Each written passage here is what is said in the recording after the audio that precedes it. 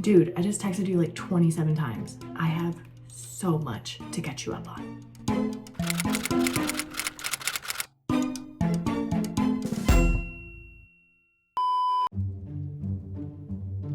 What I'm doing today, my mundane task is preparing for the freeze. I'm gonna cut up veggies and roast them, so if our power does go out, I have something nice to eat.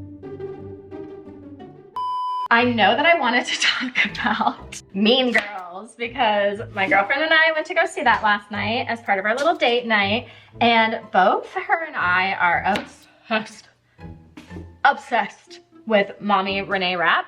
And we were very excited that she was playing Regina George. I mean, I love the movie Mean Girls. I quote it almost daily. And I actually saw it on Broadway when Renee was still playing Regina George. I'm a Mean Girls girly all the way through. And so when I saw that they were remaking it and that Renee Rapp, what is wrong with me?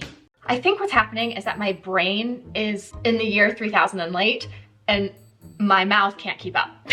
When I saw that Renee Rapp was playing Regina George in the remake of Mean Girls, I got very excited. Elle has been very obsessed with her music this year, has been to her concert. And if I'm being honest, I actually didn't know who Renee Rapp was, like, by name until my girlfriend introduced me to her music last year. And as we were listening to the music, I was like, oh, she's really pretty. I really like the music. My girlfriend was like, yeah, she actually played Regina George on Broadway. And I was like, oh, that's where I recognize her from. So Elle has been a fan for a very long time. And so this was the perfect movie for us to go see.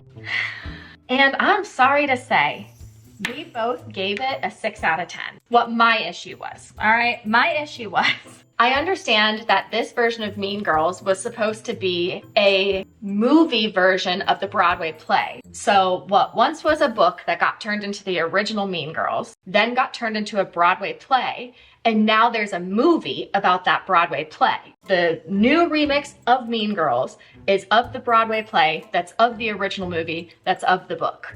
Okay, so I knew it was gonna be a little different because obviously, like, there wasn't singing in the original movie, they're singing in this one, whatever. But here's my thing, if you're gonna copy the same lines from the original movie into the remake, you gotta do it right. And I think that's what my problem was, is like, you know, the iconic where Regina's sitting in her convertible and she says, "Get in, loser, we're going shopping." They changed it to, "Get in, loser, I'm taking you to my house." And then the whole like, "You go, Glenn Coco, and none for Gretchen Wieners." They nailed those lines. They didn't change those lines, but it was the delivery. It's like everyone has been saying, "You go, Glenn Coco, and none for Gretchen Wieners," for like 20 years or however long the movie has been out. And so when you don't deliver it with the right punch, I was just disappointed. And then they changed a lot of the terminology in the movie. Like there's this, everyone knows, like in the original Mean Girls movie, they call whoever, here's a picture of it.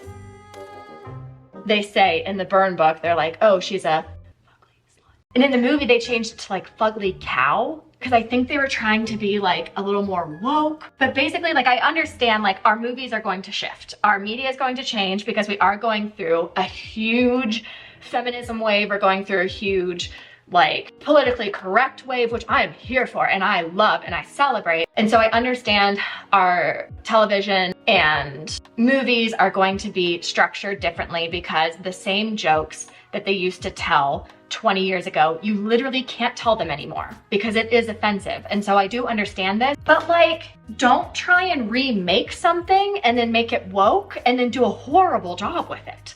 So that was my issue, is like there was no delivery, there was no punchiness. It was basically them breaking the fourth wall the entire time, which if you don't know what that is, it's when the actor talks to you as the viewer instead of pretending that they don't know you exist. It's like, I'm trying to think of an example. I'll give you an example. It's a movie. Action. "Hi, I'm a pretty girl in France and I love baguettes and my hunky boyfriend, and here I am with my poodle. Actually, I wasn't happy and I hate carbs and I don't have a poodle. It's a mutt." Like, that's breaking the fourth wall, where like they talk directly to you. They acknowledge that you're there as the viewer, that they're being filmed, and then they go back to like pretending you don't exist. That's a really horrible way of explaining it, but I hope you get the idea. Anyway, the entire movie, they were basically breaking the fourth wall because they knew that the people that were viewing this remake are obsessed with the original. And so they kept breaking the fourth wall and it was ruining it for me. It's like, if you're going to make a movie, make a movie. Don't do that. I don't need you to acknowledge me as a viewer. I want to get lost in your art, not be talked to. Does that make sense? I don't know. It just rubbed me the wrong way. So, anywho, that was my hot take on Mean Girls. Oh, and the other thing I couldn't stand. Okay, so Renee Rapp, if you haven't listened to her music, shame on you. Go do that right now. She is known for belting the mess out of her songs, and beautifully. I mean, that is why she was on Broadway, is because she is an incredible belty singer, okay? And clearly, while they were filming this musical, they were lip syncing to the songs that they pre-recorded, because I think the only movie that's ever, or that I know of, that's ever done like live singing while they're filming was Les Mis. So all of these actors and actresses filmed themselves singing in the studio, and then when they would go to film the scene, they would play that song in the background, and then the actors and actresses would have to pretend like they were singing right there in that moment, even though they're not, they're just lip singing. Also, it's lip syncing. I always thought it was lip singing. Lip singing, not lip syncing.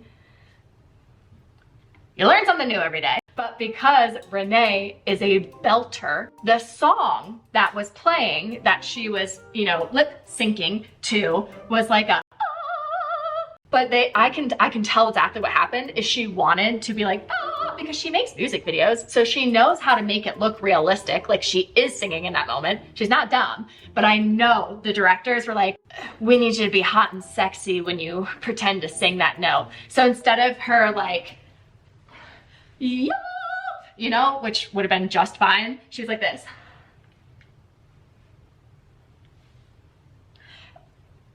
Stop it.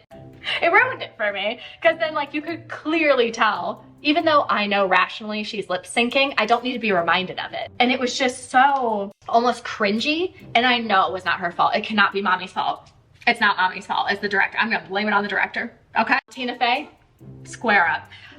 I don't even think Tina Fey directed it, but whatever. But I would have much rather seen her marching down the hall in her little pink outfit and going, yeah! But instead we just saw this. And it made me want. So anyway, that's my hot take on Mean Girls. It was entertaining. I loved the music. They're all very talented. I just hate that they broke the fourth wall. I hate that they didn't nail the lines, and I hate that they didn't allow them to lip sync properly for the sake of making them look desirable. I don't know. That's my hot take. Anywho, thank you for coming to my TED Talks about freezing weather and Mean Girls. I think that's all I have time for today, because I've hit my time limit. I think, and you can correct me if I'm wrong, but I think you guys enjoy the FaceTimes with Emily being shorter than my vlogs. My vlogs are normally between like 25 and 30 minutes. Sometimes they go up to 40, but I think you guys enjoy FaceTimes with Emily being like no more than 20 minutes. Let me know, because if you want to turn FaceTimes with Emily into like a little mini podcast that you can just, you know, view instead of listen to on Spotify, let me know, because I have thoughts about everything constantly swirling around my head, and for God's sake, I need to tell someone. Last thing I'm gonna say, because it's relevant, and then I'm gonna let you go. Last night, we got home from Mean Girls. I was laying down on the couch, and then Elle came and laid on top of me, and she looked at me really pathetically and said, "Can you give me back scratchies?" How am I supposed to say no to that? How am I supposed to say no? So I said, of course, Levy. And so I started giving her back scratches. Somehow, within 2.5 minutes of me doing this, I got on a Mount Everest tangent with her. She calls me the, what does she call me? She calls me, she refers to me all the time as, did you know? Because I walk around 24/7. We could see a paperclip on the ground, and I could be like, did you know? And so she always calls me her little did you know. And normally she's very patient with my did you knows, because they can just go on and on, go clearly and on forever. But sometimes she does need to cut me off because, you know, it's like 1:30 in the morning and she's trying to sleep, or like she has a work meeting starting in 2 minutes, or I don't know. She's very patient, but occasionally she's like, okay, we need to wrap it up a little bit. She was just letting me go and go and go last night. I mean, when I say I spent 47 minutes talking about Mount Everest to my girl with no cutoff, I'm not exaggerating. And she was doing the active listening, like, yeah, oh wow, you know, whatever. But I was like, I'm just gonna keep going because she hasn't stopped me. So why wouldn't I keep going? Because I have so much information sitting here that I just need to word vomit out to someone. And so I looked down at her, I started scratching her back. I looked down at her and I said, are you not gonna cut me off? Do you not wanna go to bed? Because I think it was like midnight at this point, and my girlie is in bed by 9 p.m. And she goes, as long as you keep giving me back scratches, you can tell me whatever you want. So then we decided, when I have an overload of information that is not particularly interesting to her, the new deal is, as long as I'm giving her back scratchies or head scratchies or whatever, I can talk for as long as I want. Yeah, so that's my new favorite thing. She's brilliant. I was trying to come up with a cute little name for it where she could come to me and be like, hey, it's time for insert funny name where you give me back scratches and I listen to all of your info dumping, but I wasn't coming up with a good name. And then she looks at me and she goes, we should call it fact scratchies.